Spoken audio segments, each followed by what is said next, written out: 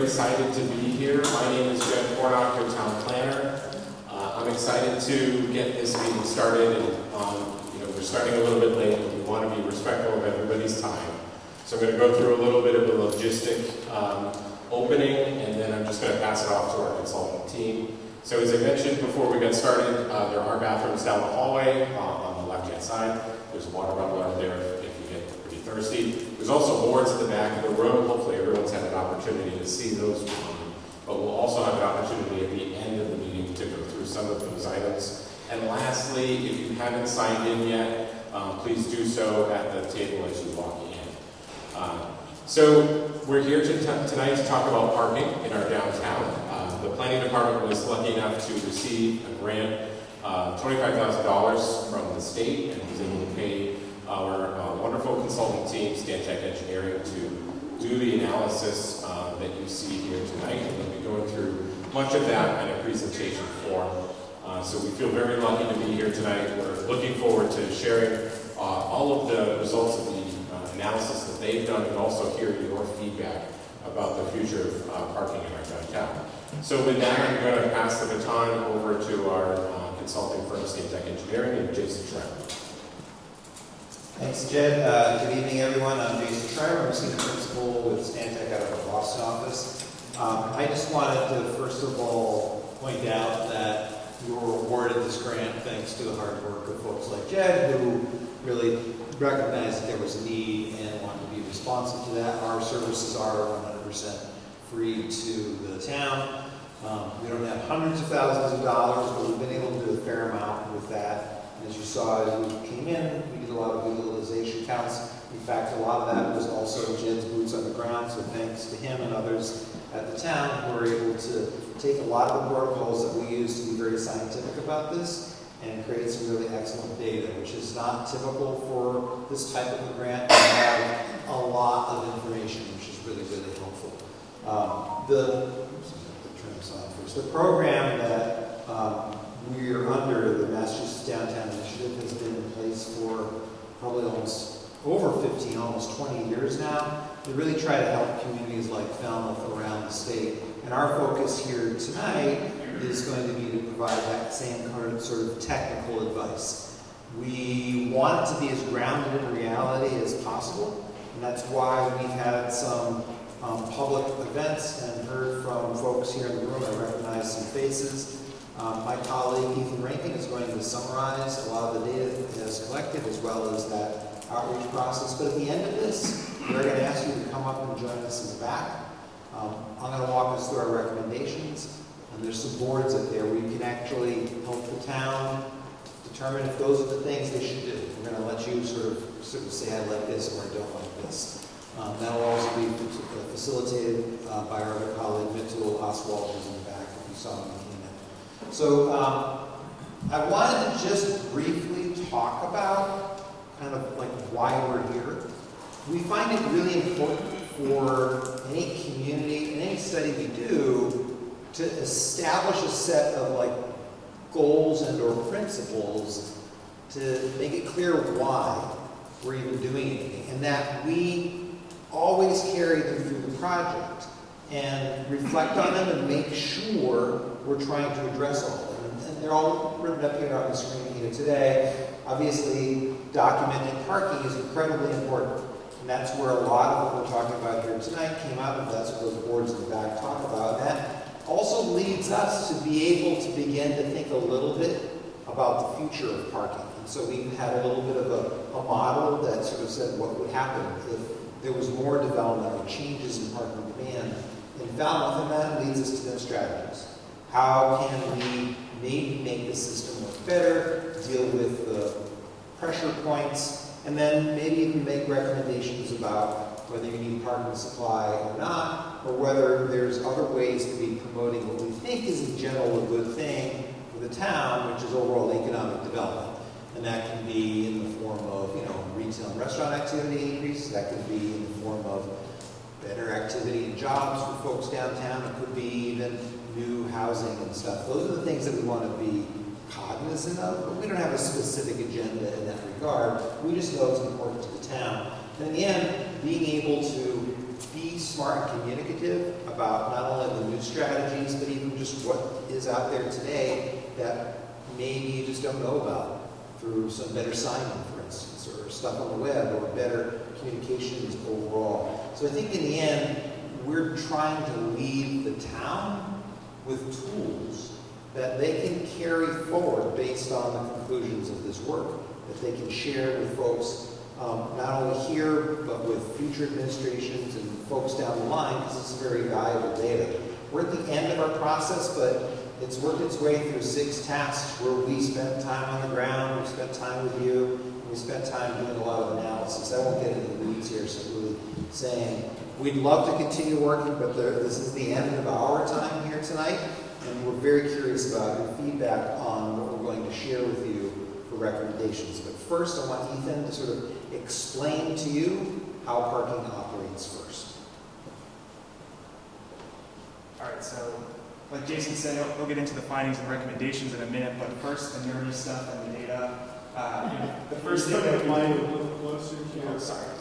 The first thing that we do in any of these studies is we count spaces. We want to get a sense of what's on the ground today, and that means creating a parking inventory of all the public and the private parking that exists within our study area, which extends from Depot Ave lot on the Shining Sea Bikeway all the way east to just the eastern edge of downtown there, and we count everything in between. So the number of spaces, but also the regulation for on-street parking, if there's a time limit, when you can park there, again, same for off-street, again, whether it's public or restricted. And in total, that's 1,600, 1,700 spaces within downtown Falmouth. And there's a lot of focus on Main Street, and Main Street's very important, but actually 82% of all spaces in downtown Falmouth are off-street.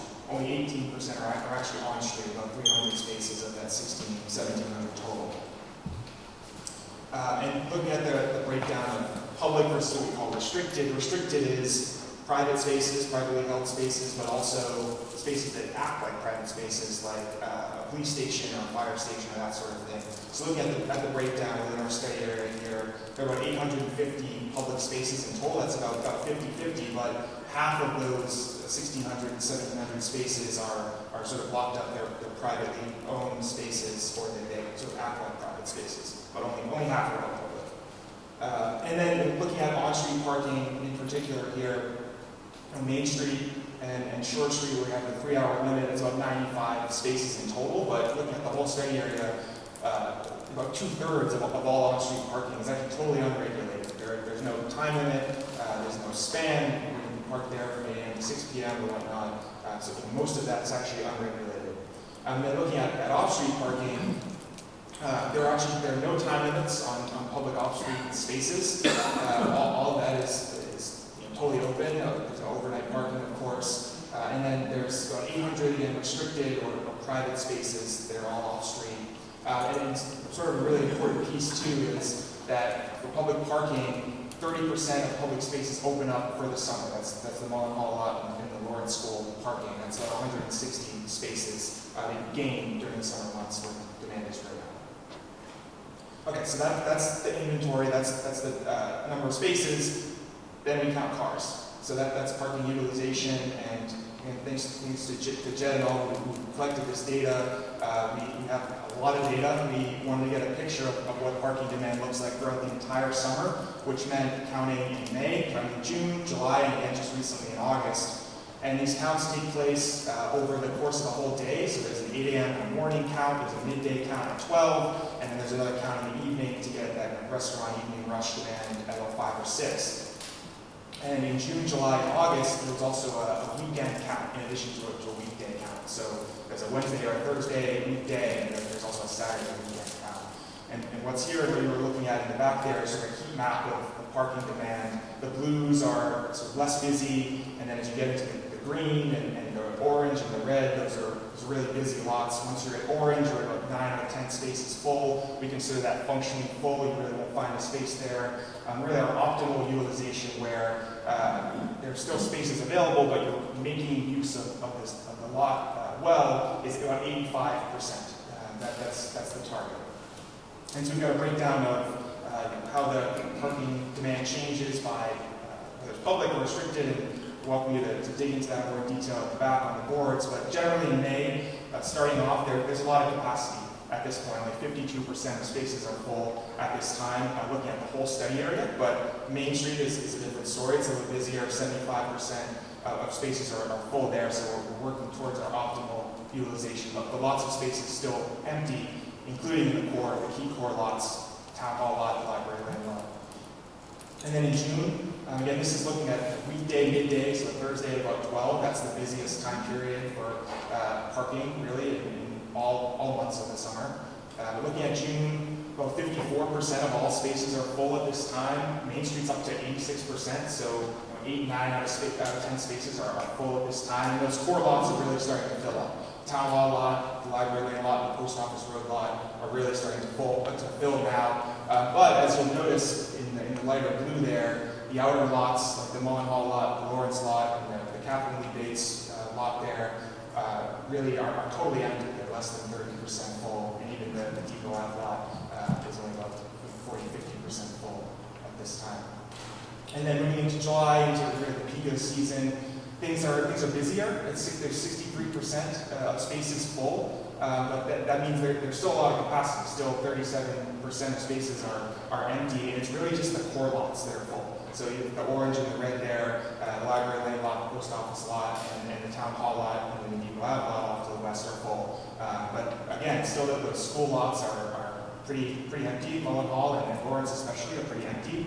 But Main, again, is essentially functionally full. 93% of spaces are full there. And you also notice that private lots also have a lot of capacity, even at this time, at the peak July period. And so now moving to August, this is actually the busiest time that was counted. August, weekday, midday. And even then, only about 65% of spaces are full, 90% are full on Main. And although the Lawrence lot is full at this time, there's still capacity at the Mullen Hall lot and at the Catherine Lee Bates lot as well, and especially the private lots, especially over to the west, but also on Catherine Lee Bates too. Okay, and then just lastly here, the last map, this is looking at the evening count, which isn't the busiest time period, but it's an interesting map because you can really see how the demand is totally concentrated within the core area there on Main, those core lots, and then on Main Street. Outside of that core area, a few 4 or 5 blocks in either direction from the Town Hall, there's a lot of capacity. There are really very few cars there, and only 44% of spaces are full at this time. All right, and then so this is just looking at Main Street for all of our time periods across the whole summer. We're going to see how Main is above what we would consider optimal. Main is really full. There are no spaces available on Main throughout the whole entirety of the summer. But looking at the full study area, it's a much different story. You only reach that 65% occupancy mark in August. Otherwise, you're around 60% or below the entirety of the summer. You're never really up by that optimal utilization of 85%, or what we would consider functionally full. Okay, so again just in summary, in the midday, in the evening, when things are busy, there is no parking on Main Street. That being said, there's still on-street space up on Catherine Lee Bates and further to the east on Main. And as I've been going through here on each one of the maps, the Town Hall lot, Post Office Road lot, and Library Lane lot are almost always full at those busy times. But there's a public lot a block or two away that generally has capacity. And those lots are generally the Lawrence School, the Mullen Hall, and the Catherine Lee Bates lot.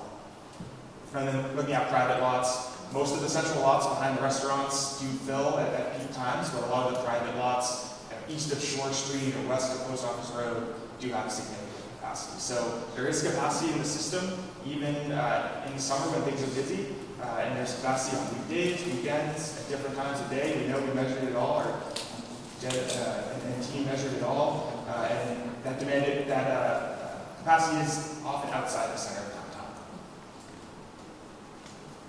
Okay, and then, like Jason mentioned, we were here one other time in May at an open house. Recognize many of you where we spoke with folks in the morning and the evening. We shared some of our goals and some issues and opportunities that we identified. And then we were part of a survey that was out throughout the entirety of the summer. That survey received about 550 responses or more. We asked folks about parking behavior, their experience with parking, and what they thought signage needs might be. And at the open house, we heard a lot of similar things. We heard about pedestrian crossings needing improvement. We heard about need for more signage, interest in potential seasonal paid parking, a lot about improving bike facilities, a lot about directing visitors to underutilized lots. And there was really a focus on Main and improving the crosswalks and the experience for people walking there. And then on Post Office Road, some dangerous crossings there at the intersection of Main. And then just looking at some results from the public survey, this one on the left can be a little hard to see here, but we asked folks how long they usually stay when they park in downtown Falmouth, and the majority said that they either stay for under 1 hour or an hour or two, usually. And so folks are staying for 2 hours or less in general, but there is a component that does stay 2 to 4 hours, but few people are parking longer than 4. Generally, it's 2 hours or less. And then on the right, this is kind of a combination of 2 questions where we were asking, what is the purpose of the trip that you're making downtown? Do you live here? Do you work here? Are you shopping or running errands here? And based on that, where do you park? So for people that live downtown, we're able to say where those folks usually park, or folks that work downtown, where do they usually park? And actually, employees who work downtown are the most likely to use a public lot, not a private lot, actually. So those folks are parking in public parking. And few visitors of any kind said that they were using private parking. Those numbers are pretty low, about 20% at the most. And so these are 2 questions that we always ask. We always ask, have you been unable to find parking, and have you given up because you couldn't find parking?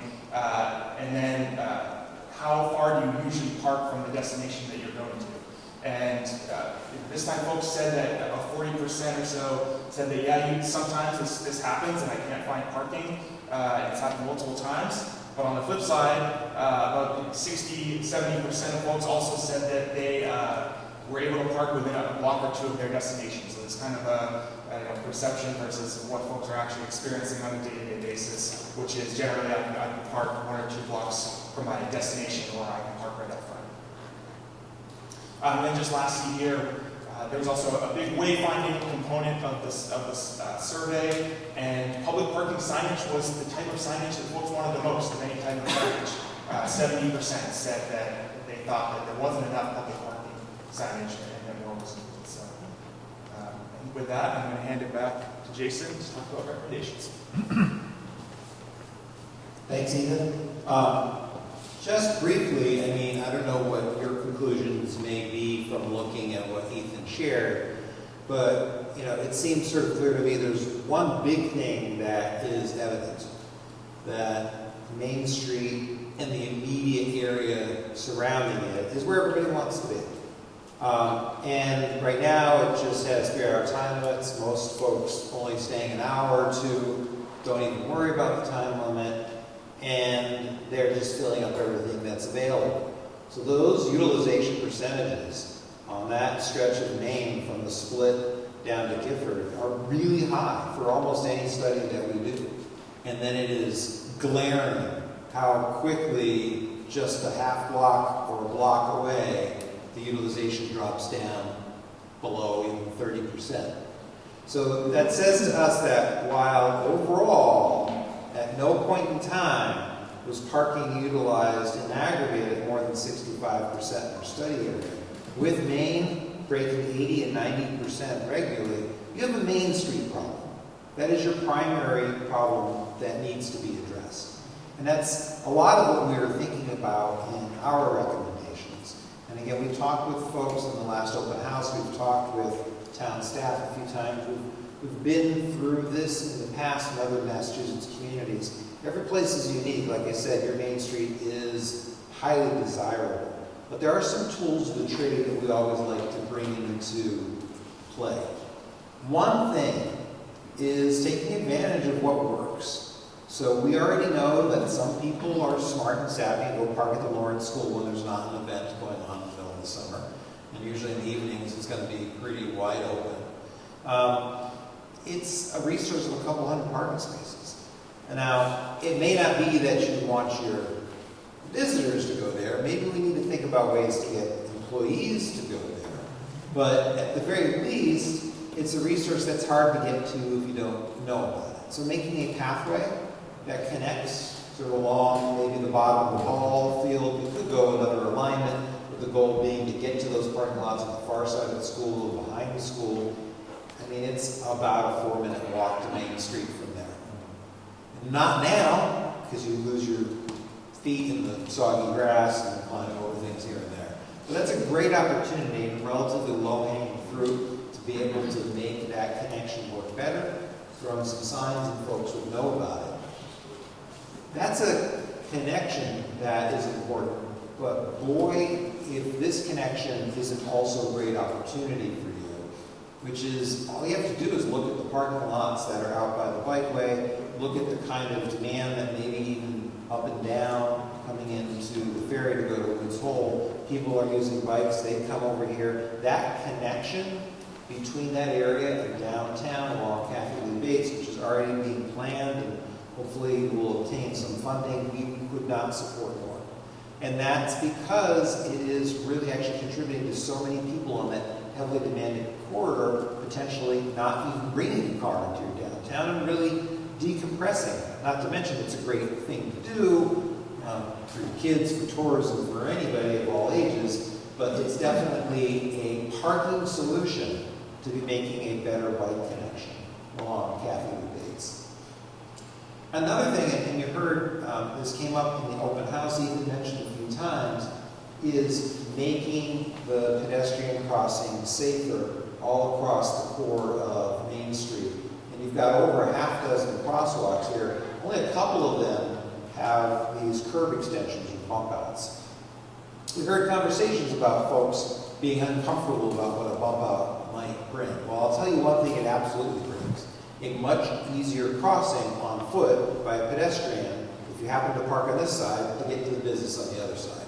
To not necessarily even worry about hunting to go park on the other side of the street. But also, there's some certain advantages to focusing on pedestrian crossings as a way to get to the parking that's over there. Because when you design a curb extension correctly, and we've just begun to start looking at this loosely, you get to wipe out the clearances that are on either side of the crosswalks. Those visual clearances, which Falmouth has many of, are a safety measure. They're there to see the pedestrian waiting to cross. You got to pull back the parking.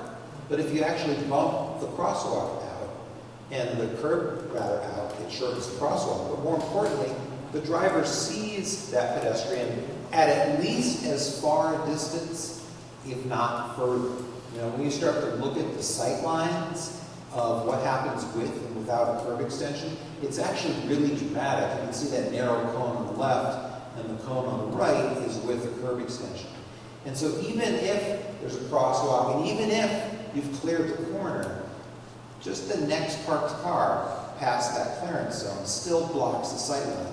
And the pedestrian curb extension eliminates that problem. And we identified that by doing a curb extension in so many locations, in this one, you could actually add on-street parking.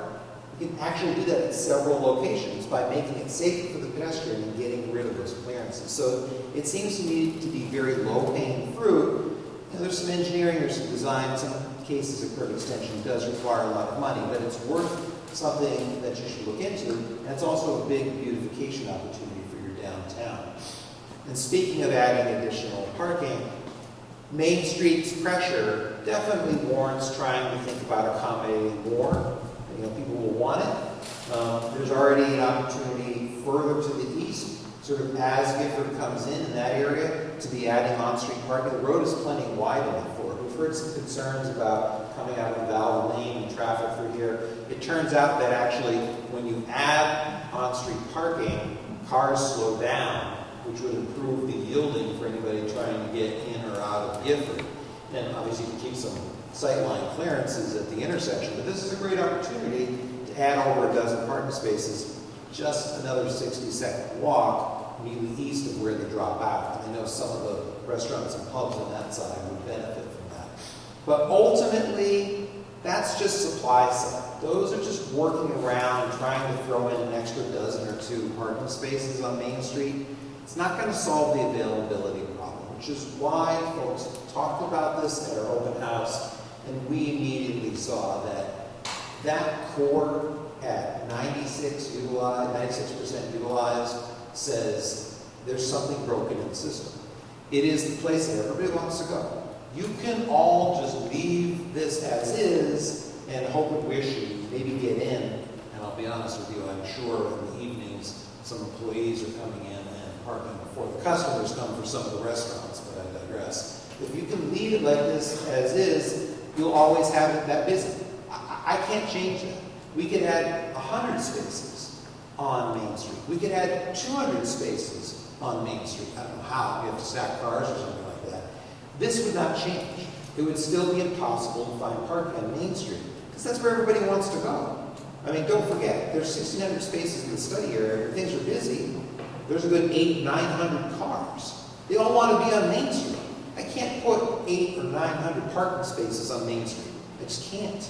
So what we know works very well is a pricing system that gets somebody to value that parking, especially maybe an employee who sneaks in early or somebody who's just really overstaying the time limit and doesn't care, and instead reward them for doing the right thing, which is to not have to pay and go somewhere where it's cheap. There's so many people, especially on Cape Cod, especially in the summers, who would be more than happy to pay to park on Main Street. And all of us in the know might know that it's half the price at the library lot and free right here at Falmouth Hall, an extra 30 seconds away. You would only do this in the summers. There's no reason to ever price at any other time when there's demand. And you should only price in response to demand. We just said, maybe it's $1 an hour on Main Street. We don't know, because you don't have a baseline. You could start somewhere.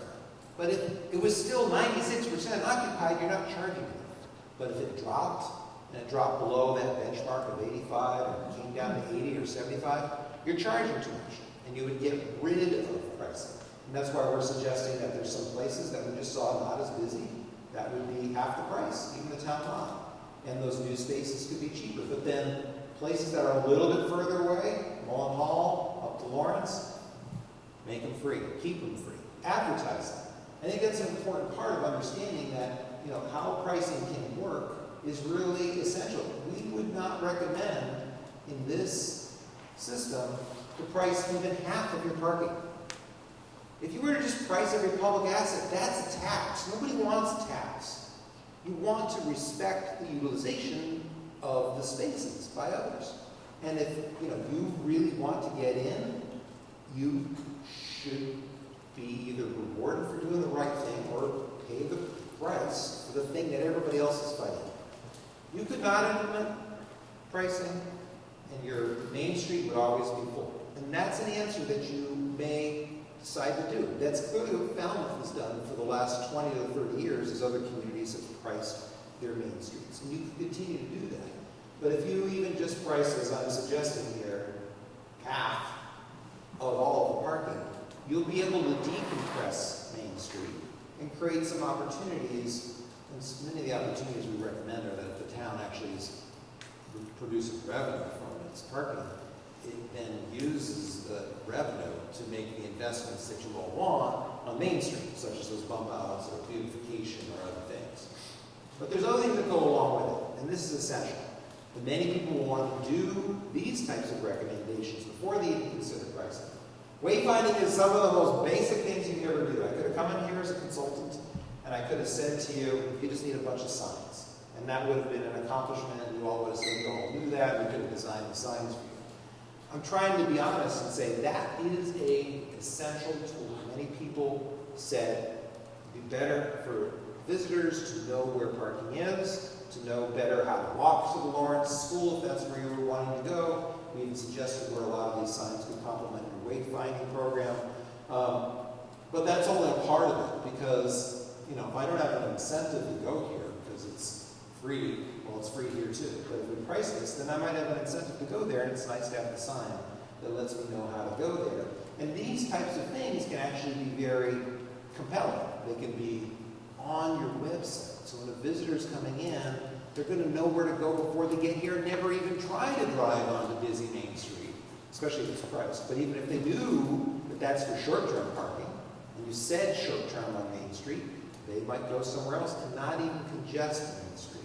That type of information that goes out in advance can also be on nice signs like these at major turning points as folks approach downtown.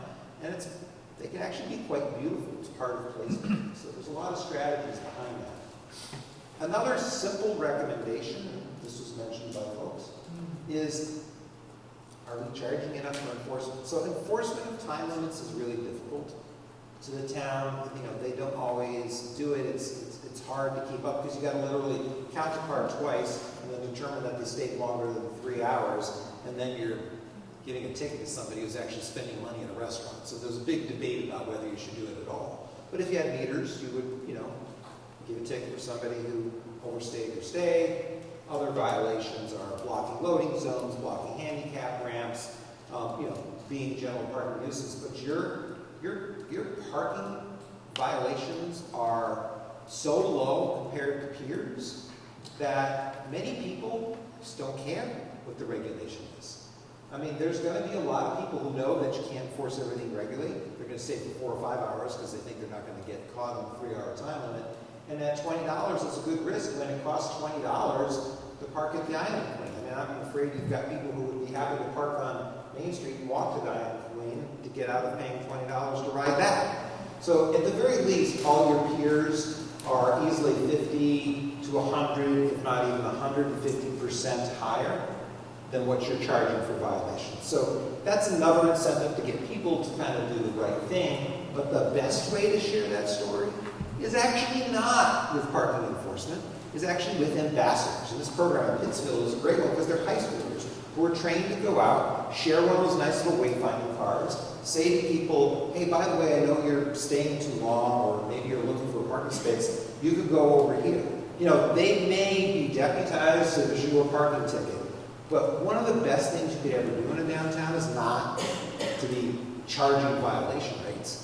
It's to actually be telling people what they can do next time and to give them the information in a friendly way. The use of parking ambassadors instead of parking enforcers around the country has been received so positively and has made people actually act like nice, friendly neighbors and human beings instead of worrying about the battle over finding a parking space. That is absolutely something I would recommend in Falmouth. And just a couple other final recommendations. One of them is taking advantage of what I think you may have noticed, and it was the other key observation from Ethan's data, all that blue, underutilized private parking. It's all over the place. And there are whole municipal parking systems in cities across the U.S. that are actually on private parking because they've realized something. They realize that to go out and build a big parking garage, first of all, is incredibly expensive, but then they'd just be competing with private parking nearby anyways. And if you had to cover the cost of the parking garage, which, trust me, you're not going to build a parking garage and just have free parking in it without an incredible burden on your tax base. You're going to have to ask for a fee. Well, then people will just go park in an empty private lot nearby. So before making a decision like that, take advantage of all that capacity that's right here in downtown. All those light blue parking spaces that are private. Communities, this is an example of West Concord, where they encouraged and got all these landowners on individual parcels to treat all of their parking as though it were one. It increased the parking supply nearly 50% because they got to take down the fences in between and got rid of extra drive aisles. And everybody just shares it. There's always enough capacity for those businesses behind. Though there's plenty of examples like that in Falmouth, and the town can often just provide information. Basic, this is how you can share your parking. But they might also be able to facilitate agreements and sometimes even offer in-kind services if they're going to say, okay, yeah, you can park your employees with your employee permits on my parking lot. That's fine, but what am I getting in return? Well, the town could lease it, but the town can also say, well, we're going to take care of your striping, your lighting, your plowing in the winter. And a lot of these places, they're never used. I've got the data that shows it. So why not? And those types of agreements have worked very well around the country. Again, eventually become more sophisticated. The cities I talked about share revenue with those private landowners. Another key thing is your zoning, and I think we might post anything on this, or yes. So this is the last recommendation, thinking to the future. So we went through a little bit of a rough modeling exercise and recognized that there could actually be more development, more housing or something like that in Falmouth with all of that empty parking if you wanted it. But one of the obstacles, if that were to ever happen, is that your zoning code is requiring parking at rates that far eclipse parking at a standalone use in the cornfield in Iowa. This is all compared to the Institute of Transportation Engineers. They have, the only way they can get good data from around the country is to literally just find something that's standing alone, and therefore it's usually a parking lot in the middle of the cornfield in Iowa that happens to have an office building or some houses or something, and they can count the number of cars. And that's so everybody there drives. Here in Falmouth, you've got a mixed-use environment. As soon as you decide to go to a restaurant but then walk down the street and you get an ice cream, you wiped out the parking space that the ice cream shop needed because you walked there. That can't happen at a cornfield in Iowa. But your parking rates destroy those at a cornfield in Iowa. You don't need such high rates in the code. So we recommended to Jed and his team, these are things that need to be rethought and need to be reduced over time. So that's, I'm sorry I went on that long. We really, first and foremost, want to be able to get to the back of the room with you, but I want to take any questions you might have. Because we're being recorded, I'll repeat your question. I think we're going to turn the lights up so you can see me and others. But ultimately what I want to do is let you go back to those boards with all these 10 recommendations and say, I like this, I like that. We're going to give you sticky dots and all that kind of stuff. There's a good crowd in the room, so we'll get a flavor of what you all think is important. So before we do that exercise, are there any questions at large about what I've been talking about, sir? Yes. We've had a lot of data studies on parking in Falmouth. I counted 7 studies going back to 1948, which found all of the findings are consistent. In fact, in 2000, a Falmouth high school class did basically what you did in terms of counting, and it was exactly the same. In 2021, the local transportation committee actually submitted every one of your recommendations except for 2. One was the number 10, the parking limits at the end, and the transportation committee wanted to, before we got to paid parking, was to try incremental enforcement, reducing the hours on Main Street and using overtime to see if that drew spaces. So those were the only differences in 2021, as recently as McMahon did a study in 2016. There was a finance study done in 1997. How do we get it implemented?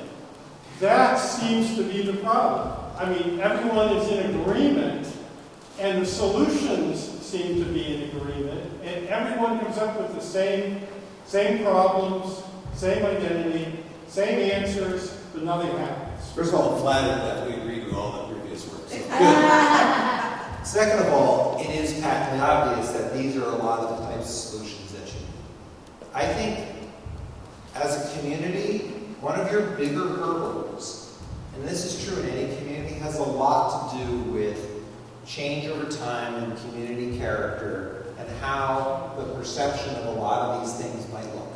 You start putting in fancy wayfinding signs, that's a modern look. You want it to be historic, you want it to go through a review process. You're afraid of that change. You want to just put in bump outs because they're a safe way to cross the street. That's change. How you design it? Are you going to put in plants on it as well?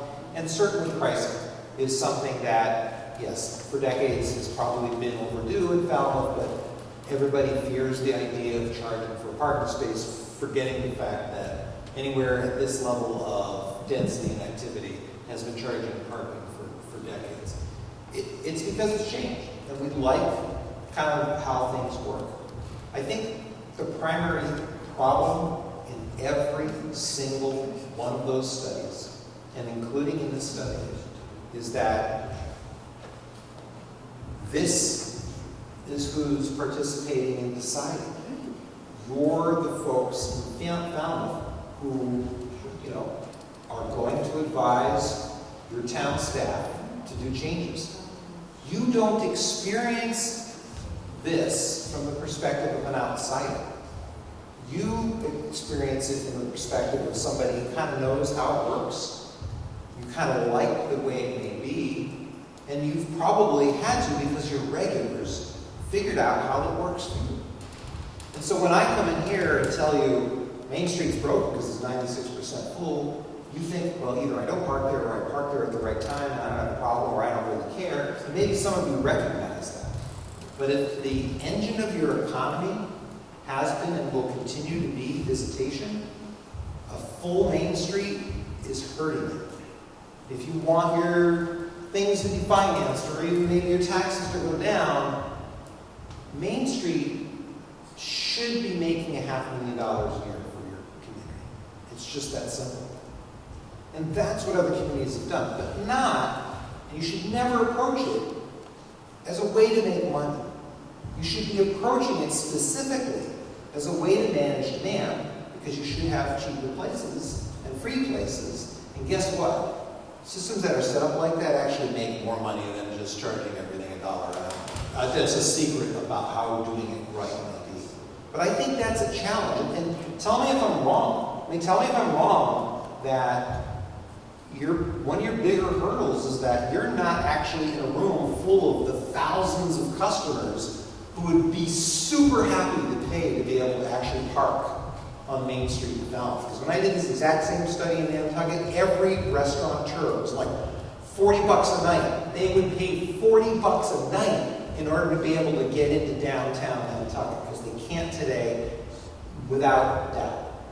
But you don't hear from those people. We tried to survey that more broadly. We only hear from so many people on the survey that's distributed in Falmouth. And so, but am I wrong in what I'm saying? So when I want to go to the post office on Main Street to ship a bunch of packages, it's going to cost me $1? No. Let's get this very clear. If you're using pricing correctly, you pay for only what you need, period. If you're there for 10 minutes, you pay the 6 cents or whatever, a fraction of the dollar. I'm doing my math wrong, man. 10 cents. But I still have all my boxes, and I got to take out my credit card and do all this. Well, this is what's also great about it. First of all, there's a couple of things. We can have a loading zone, we can have a free period instituted. There's all sorts of ways of doing it. Most people are now just doing it with phone. So you stop before you even get out of the car. You've paid for your 10 minutes. Then you walk out and get your stuff and do your thing and you go. But that's if you have a parking space. The post office has a lot of turnover. It doesn't have a loading space or two in front of it. It should. In fact, there's probably need for more loading all along Main Street. And you're coveting every parking space so you can sit there for a long time. And the businesses are hurting. And In and Out is hurting. And there's probably was Uber Eats during COVID that was hurting. When you've got thousands of parking spaces, 1,000 parking spaces just a half block away, don't think about it from a supply perspective. In fact, I just found you another dozen parking spaces. Make them all loading zones, and then you would be able to just get in and out quickly. Sir, and then I want to get to you. Sorry. Sorry, thank you. So a couple of questions. One, I happen to live right next to Lawrence School. So if we are going to look at using that as more parking, it really needs to be supervised, because we have people that park there. I've never seen it full in August. I'm not sure what day they were there. It must have been the street. There was an event. Yeah, it's very rarely used. So it's good utilization, but you've got to include that community in any decisions, because that's a residential community.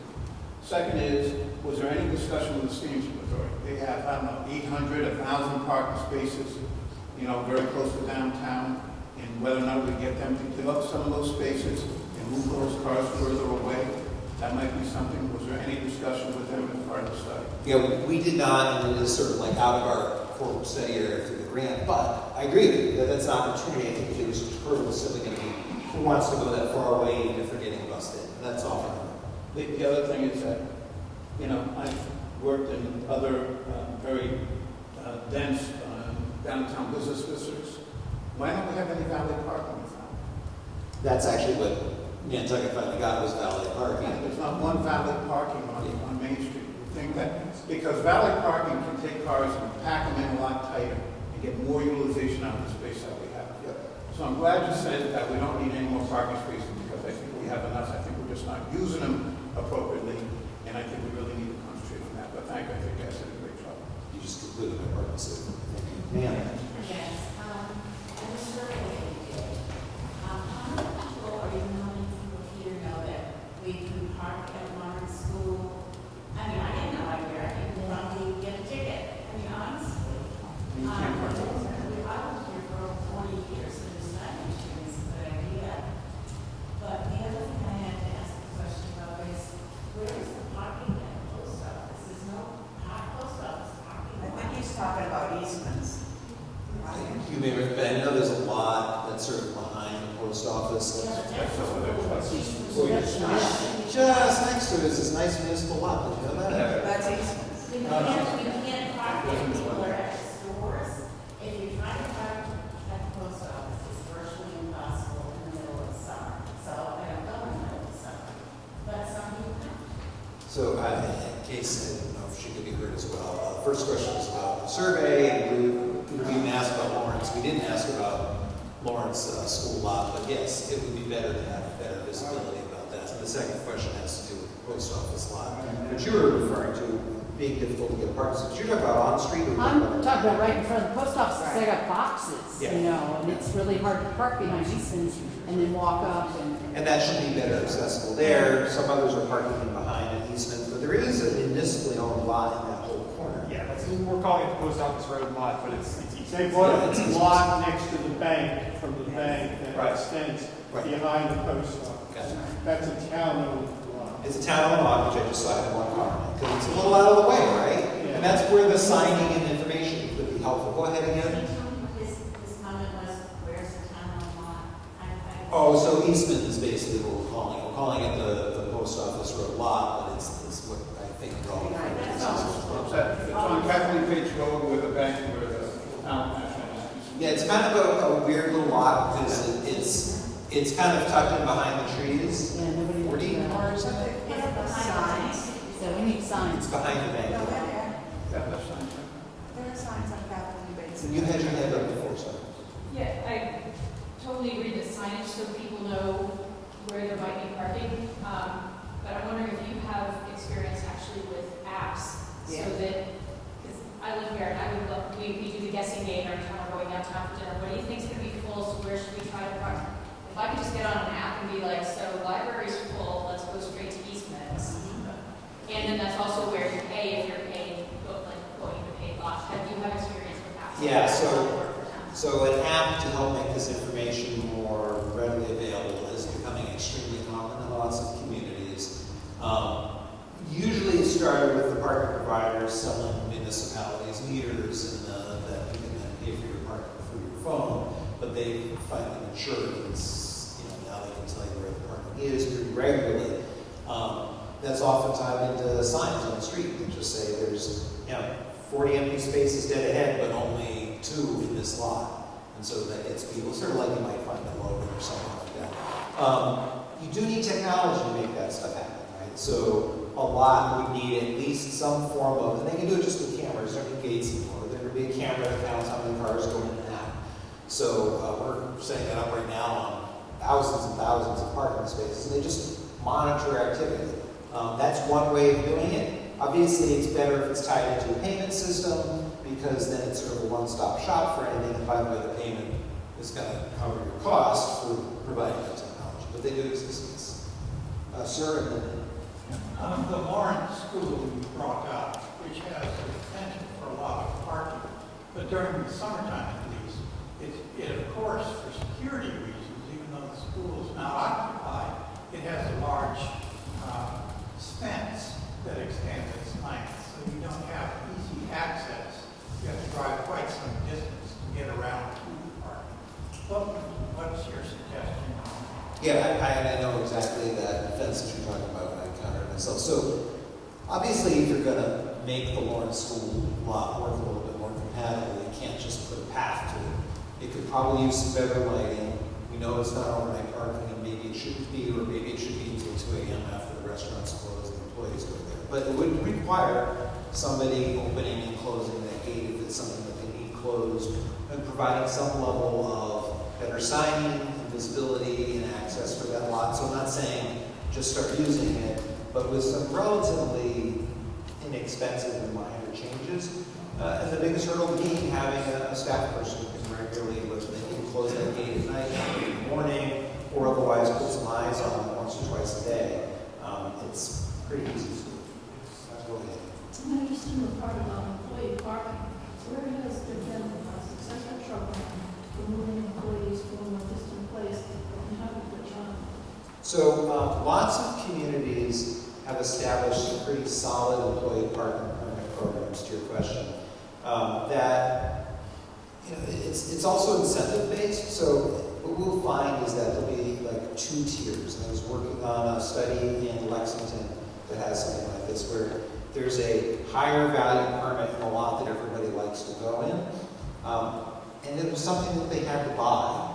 What we recommended is actually they were getting a little low compared to their peers and needed to come up, but that was for the privilege of that lot. And then we were able to say, what about this one over here? You could sell permits at half the price and still make enough money to pay that church to open up that lot for those employees. And those employees, oftentimes part-time workers, would be happy to pay much less money. In fact, their business or merchant owners may buy the permits for those employees and put them in that further lot because it was only just a couple minute walk. And that's now what happens. Lexington has a lease agreement with the church. I can't remember the name of the church, but they have 80 spaces out back, and suddenly Lexington's parking supply bumped up that way. We've got many examples of even communities who do that with on-street parking. I live in Somerville, and employees can park further away from the business area where we want the customers on certain designated stretches of time-limited or even metered streets. And they can park without the time limit or without paying the meter because they have that permit. And that way it's sort of a subtle system, but you can flexibly assign where employees can go further away. Just a follow-up question. I wonder if it would be possible in time to reflect the data to see whether or not employees are actually using any of the high demand spaces. Because chances are the employers recognize that it would be good if they weren't and have done something about it. Is it actually a problem in Falmouth or not? It is. The idea that employees are taking the best parking spaces is actually sort of a truism in most places, believe it or not. We weren't following employees to see exactly where they parked. But you can sort of see a pattern evolve as employees come in before the time that customers should, because sort of count throughout the day. So as things start to dip toward the evening, before the customers are ready for dinner, parking picks up in the prime areas. There's no customers there. Those are the employees that are filling up the prime spaces. And then the lots beyond that start to fill up with the customers. So to change that has everything to do with what are the incentives, right? Like an employee right now with a 3-hour time limit can show up at like 3:15 in the afternoon to get ready for their shift, and they will never get a ticket because they're not going to exceed a 3-hour time limit that ends at 6 p.m. But if they instead had to pay for parking, and what they were paying for was a reasonable price, they're some of the most price-sensitive folks because they know they can just park here cheaply in the evenings or maybe up at Lawrence School. So that's one of the best ways to get employees to respect that. I have had tons of anecdotes throughout New England of merchants in parking studies saying, I make sure my employees don't do that. But that's, what, 5% of the merchants who say that? And I've even been able to determine that a merchant who said that in another interview had their own employee saying that, yeah, they park on the street down there. They just try not to tell their boss. Because we're humans. We're just going to take what's easiest and available to us, even if that means moving the car every 2 or 3 hours. So a real incentive to make that change is something that hits the wall, usually. If there are any questions on this side, or just going back to the side? Oh, we have your sorry.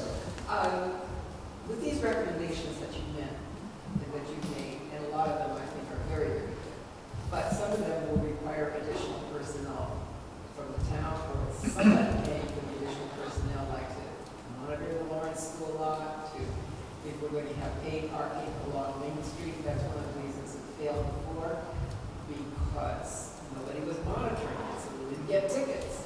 So did you indicate that there might be a need for some additional person. I mean, I think we make some reference to that. Our study is not a very detailed operational study. It sort of talks at a high level about what the town can do. Without doubt, if you're going to implement any of these recommendations, you need to be thinking about what other resources to make that happen. It doesn't take a lot of extra effort to get a private lot to share and to go into an agreement, but yeah, you gotta talk to town council, you gotta talk with some folks, have some time, right? To bring in a wayfinding system, you might actually be able to do some of that in-house, or you get a grant for some of those things, but just to figure out where the sign should go, to talk with somebody, that takes extra effort. And certainly, running a good parking system where you're not just enforcing, but you're actually managing how the parking meters or the pay-by-cell or whatever it is working, is going to require somebody both out there to take care of equipment and or to manage the pay-by-cell app, as well as somebody who's dealing with the transaction at the bank in North Dakota that is the middleman to get it to the meter maker or whatever. So there is some human capital, and that would probably require additional employment. Given the net revenues that you would make on Main Street, I just wipe that all out and you have a net positive. Because you will make that much on Main Street in Falmouth just because of that demand. And, you know, you make not even that much on the next closest lot by the library, and then you make nothing on any other lots that you're trying to point people to. And guess what happens? When we did this study in April, they hadn't priced parking in over 50 years, because they did like so many communities did in the 50s. They got scared of them all. They had meters, everybody had meters in every downtown. You can probably get out. And they ripped them out, thinking they were going to make themselves competitive with the mall. I mean, the opposite happened, because the mall was a different thing. And suddenly nobody could find parking because the space is all filled up. So you couldn't shop in downtown Haverhill either. And after 50 years, 9 studies, actually, ours said the same thing half of them did. They eventually voted it in. And not only did they do the pricing right, parking utilization increased. Visitation came up because people could find a parking space. Can you imagine parking more cars here? You could, if it was managed right. Oh, nice recording. Sorry about that distraction. Rather than jack up the cost to park on Main Street on a busy afternoon, could you possibly restrict the amount of time you can park there? And if you got to be there for 3 hours, you can park in these other lots. So if I want to go uptown and just grab something quick, you know, I don't have to worry about all those parking spots being taken up for 3 hours because somebody's got plenty of money and they don't care what it costs to park. So a time limit on Main Street parking only. Right. So a time limit approach is tried and true type of approach for managing without pricing. And, you know, a lot of folks would say, well, we should drop Main Street to 2 hours or even 1 hour and make it clear that you can park all day in the lot 30 seconds away, some better sign. You can do that. It's a bit of a crutch for actually motivating people because it's still free. So we know this regularly. Part-time employees, even if it's an hour, definitely 2 hour limit, they're just going to roll their car and not get a ticket. I deal with so many downtowns where their entire enforcement system is just chasing the employees around, not doing the right thing, because the parking still gets utilized when it's free. So that's sort of a hurdle. And the other thing is a time limit. At least for me, if I'm coming into Main Street, Falmouth, and I happen to get a parking space, and it says I have to leave in an hour or two, and I do get a ticket, because or else it's not going to work, why did I come here and patronize your business and spend money and have a grand old time and walk out to a parking ticket? Yeah, like, but you that saw, says I don't want to come back. You saw the sign that said, you know. Yeah, but you're telling me as a visitor you can't stay here for more than 2 hours. That's sort But you of can the cross wrong the street and message. stay there all day. Yeah, well, that's what your system says right now. You can do that. And we'll do all the signing in the world to encourage that. But it doesn't take me more than a half second to figure out that there's empty parking right in front, and I can just stay there for free for a couple of hours. And I will. And your Main Street will still be full. It absolutely will. Some people will follow the time limits right.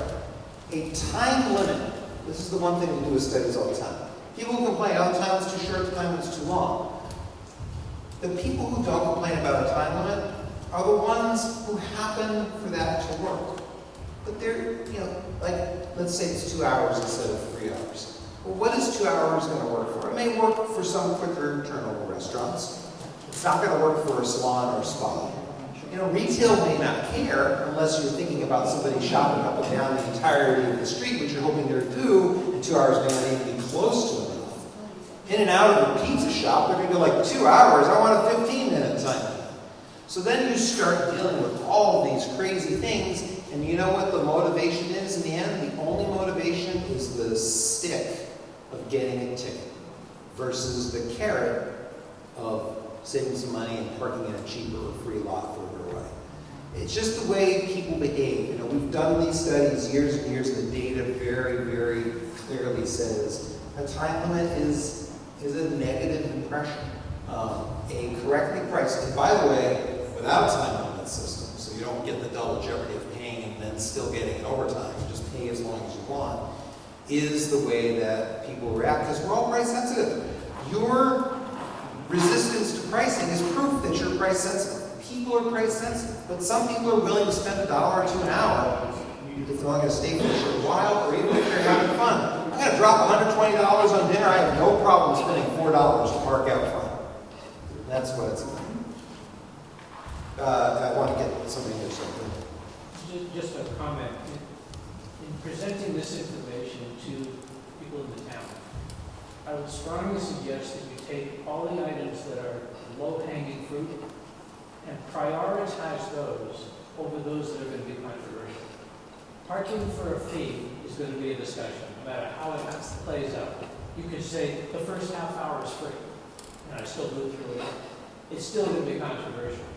But if you take that 12 spaces you were talking about and some of the others, I think that's the place to start, because to your point earlier, we've been doing these studies over and over again, making no progress. You got to take the first step. And the first step has to be something easy, something people can get their hooks into. Nobody disagrees on, fine, let's start there. Now you get some momentum. But if you start with the hardest one, we're going to be doing another study in 10 years. You have given me a perfect segue to our next activity, which is to get everybody to go up and get their own dots and vote for the things they want to happen. If you want to have that impression of, I think this can happen, that would be great. If you really, really, really think pricing the most difficult thing is all we should do, that's fine. But I agree with you. Even if everybody says we should price, you're right. A lot of other things are lower hanging fruit and are things that can easily be done. And the end of our report is a simple recommendation matrix that follows exactly what you're talking about. Another quick question, and then we'll break it. Doesn't that narrow the road? No, not at all. Bump outs don't narrow the road. They just come out as far as the parked car. That's all.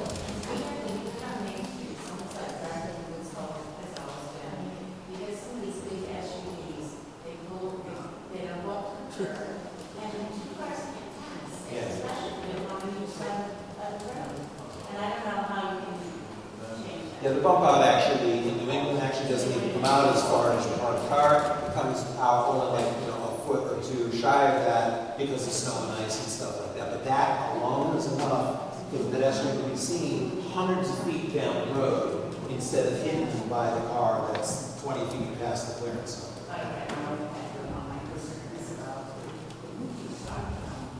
Yeah, well, that I can't get people to park closer to the curb. I wish the cars were narrower.